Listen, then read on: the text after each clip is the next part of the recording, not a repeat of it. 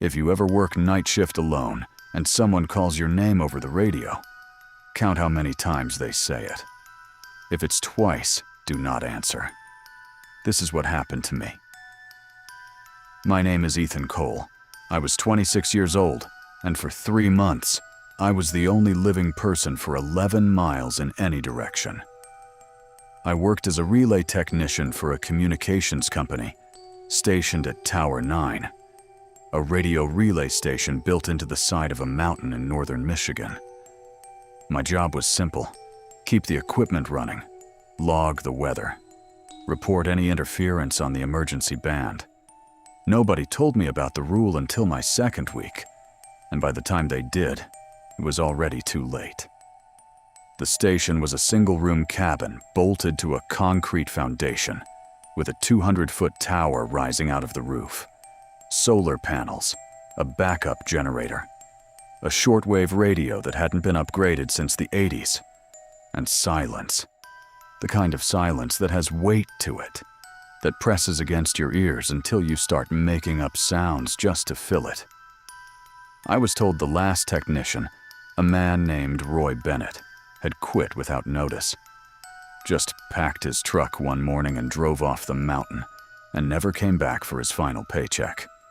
The company said he was unstable, said he'd been drinking, said a lot of things that didn't add up when I found his logbook shoved behind the radio unit.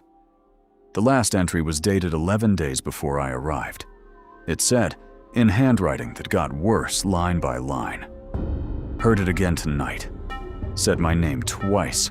I didn't answer. I don't think it wants to hurt me. I think it wants me to invite it in. Below that, underlined 3 times, "Never answer the second call." I laughed it off. Told myself it was cabin fever. Rangers get that up here. Too much isolation, too much quiet. The brain starts inventing company. I should have listened to him. It started on my 9th night.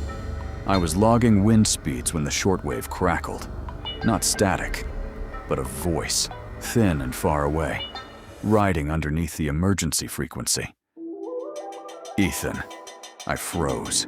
Nobody was supposed to be on this channel but me. I grabbed the mic. "This is Tower 9, go ahead."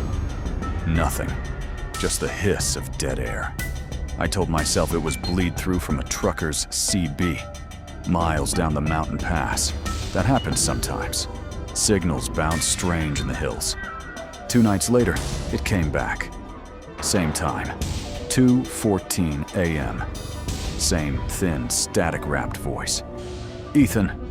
And this time, before I could stop myself, before I even remembered the logbook, I keyed the mic.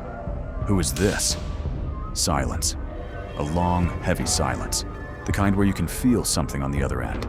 Listening, deciding. Then, softer. Closer than a radio signal should ever sound. "Ethan." Twice. I dropped the mic like it had burned me. My hands were shaking. I remembered the underlined words in Roy's logbook. And for the first time since I'd climbed this mountain, I understood he hadn't been drunk. He hadn't been unstable. He'd been terrified. I didn't sleep after that. I sat with my back against the cabin door, a flashlight in one hand, watching the radio like it was a loaded weapon. For 6 nights, nothing. I started to believe it was over.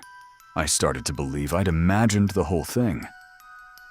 On the 7th night, the generator cut out. The cabin dropped into total darkness, the kind so complete it feels like a physical thing pressing on your chest. And in that darkness, the shortwave radio, which needed power to function, crackled to life on its own. Ethan. My own voice. My own voice came out of that speaker, perfectly mimicked, down to the exact rasp in my throat from the mountain air. "Ethan, let me in. It's cold out here." Something knocked on the cabin door. 3 slow knocks, exactly the way I knock when I come back from checking the tower. I didn't move. I didn't breathe. I stared at that door, and I thought about Roy Bennett's handwriting getting worse and worse across 11 days. And I understood, finally, What he meant when he wrote that it didn't want to hurt me. It wanted me to open the door myself. The voice came again, softer, almost hurt. Ethan, why won't you answer me? Ethan. Twice. I clamped both hands over my ears, and I didn't move until sunlight came through the cabin window. When morning came, the generator was running again, like nothing had happened. The radio sat silent. The door was still locked from the inside, but scratched into the outside of that door, deep, deliberate gouges in the wood, were 3 words. I see you. I called the company that morning. I told them I quit, effective immediately. I didn't wait for a replacement. I didn't wait for my final paycheck. I packed my truck exactly the way Roy Bennett had, and I drove down that mountain and never looked back. I looked Roy up months later, found an old co-worker of his on social media, asked if Roy was doing okay these days. She said Roy passed away almost a year before I ever set foot on that mountain. I never worked another isolated station again. But some nights, when my phone rings from an unknown number, I let it go to voicemail. And if I ever hear it ring a second time, back to back, from the same blocked number, I don't answer. I don't think you should either.